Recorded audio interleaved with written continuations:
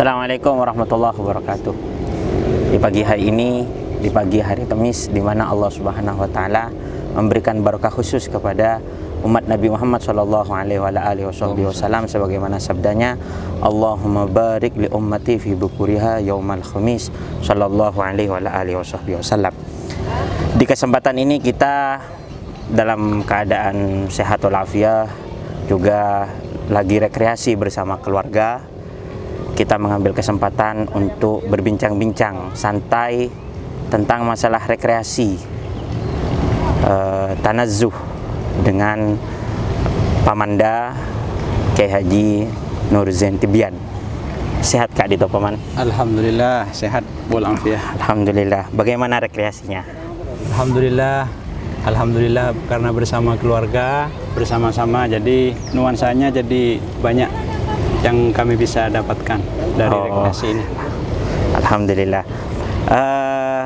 Paman, rekreasi itu identik dengan berfoya-foya, identik dengan sesuatu hal yang tidak ada gunanya, hanya cuma melepaskan kepenakan aja atau kesumpekan.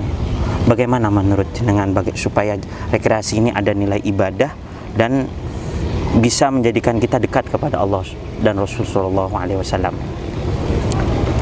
Bismillahirrahmanirrahim. Kalau menurut saya, sesuatu yang disebut dengan rekreasi ini bisa dikelola menjadi pahala. Dengan cara ya kita menyambungkan rekreasi kita dengan tuntunan Rasulullah sallallahu alaihi wasallam. Allahumma sholli alaihi. Ada tuntunan dari Rasulullah?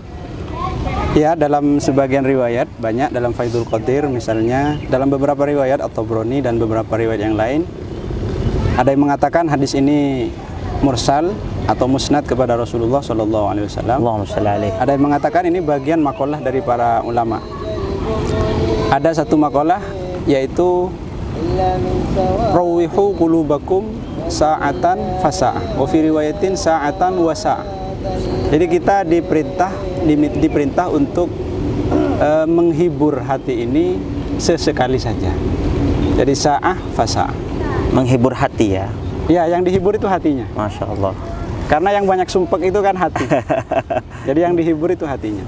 Karena hati ini sekali capek, itu nanti yang akan terganggu juga hubungan kita dengan Allah Subhanahu wa taala. Atau bahkan juga hubungan dengan sesama manusia.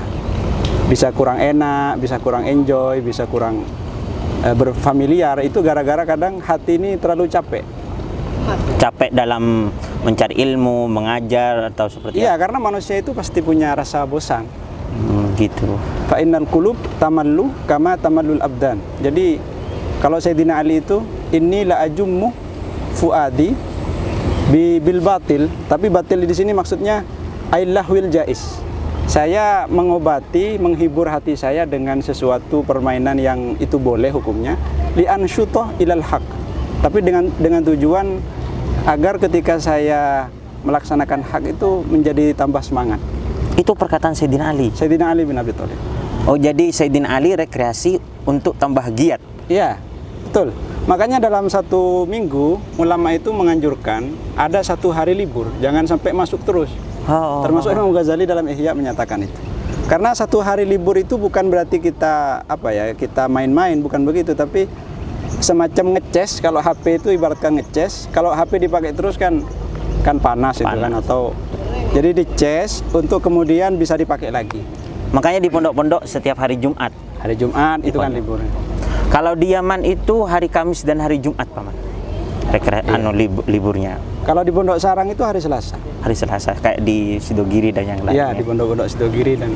Masya Allah. Tenangkan hati sesaat. Maksudnya sesaat, sa'ah itu bagaimana? Sa'ah itu ya, saya ingat dari hadis, dari riwayat hadis dan yang menjelaskan tentang sahabat Handhalah.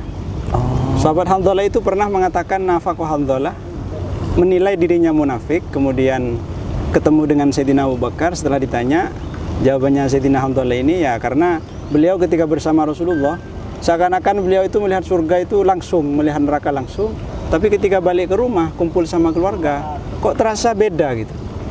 Nah, hal itu ternyata Sayyidina Abu Bakar juga merasakan hal yang sama. Akhirnya sama-sama sowan, check up kepada Rasulullah. Ya Rasulullah mengatakan, ya Handalah, sa'atan fasa'. Artinya orang itu butuh waktu untuk sesekali dia itu beribadah dan sesekali dia itu untuk menghibur. Ya kira-kira dengan kata lain mensiasati diri. Jadi karena ya itu tadi, karena jiwa itu kadang pada saatnya akan merasa capek dan butuh hiburan lah. Barusan disebutkan Sayyidina Ali kadang rekreasi, menenangkan diri untuk tambah giat dalam mengerjakan ibadah. Ya maksud ibadah seperti sholat, mengajar dan yang lain. Ada nggak gambaran para sahabat dalam rekreasi mereka alaihim ridwanullah, atau gambaran Rasulullah SAW dalam rekreasinya? Ya, kalau dalam segi artian Rasulullah SAW itu rekreasi, mungkin bentuknya beda ya. Beda, artinya kalau dalam artian bercanda, wah Rasulullah itu beliau sendiri mengatakan wa inni la amzahu walakin la aqulu illa haqq. Beliau itu juga suka bercanda, tapi beliau itu tidak berbicara kecuali yang hak, yang benar. Ada banyak riwayat itu, banyak perempuan-perempuan yang digojloki lah kalau katanya orang sekarang itu sama Rasulullah. Gimana itu? Salah satu contoh misalnya ada perempuan yang minta, ya Rasulullah istaghfirli, ya Allah mintakan saya ampun kepada Allah. Lalu Rasulullah mengatakan kepada perempuan itu, perempuan tua, nenek-nenek tua, orang-orang seperti kamu itu gak ada di surga. Jadi akhirnya perempuan itu nangis. Lalu Rasulullah menimpalinya lagi, ya maksudnya kalau sudah masuk surga gak ada orang-orang seperti kamu, yaitu tua. Nanti kalau sudah masuk surga itu semuanya menjadi muda. Inna ansha'nahunna insya'a. Akhirnya perempuan itu ya terhibur. Banyak lagi perempuan-perempuan yang lain, termasuk ada perempuan yang datang ke Rasulullah untuk keperluan suaminya. Lalu Rasulullah mengatakan kepada perempuan itu, suami kamu siapa? Fulan Rasulullah. Oh, yang di matanya itu ada putihnya ya? Enggak Rasulullah. Ya setiap orang itu matanya pasti ada putihnya. Wa fi riwayatin, lalu perempuan itu pulang ke rumahnya, lalu bilang sama suaminya, ya kira-kira kalau bahasa Indonesianya itu, Mas, katanya Rasulullah kamu itu matanya ada putihnya. Nah iya kan, masa kamu nggak melihat ini kan mata pasti ada putihnya. Putih Jadi hitam.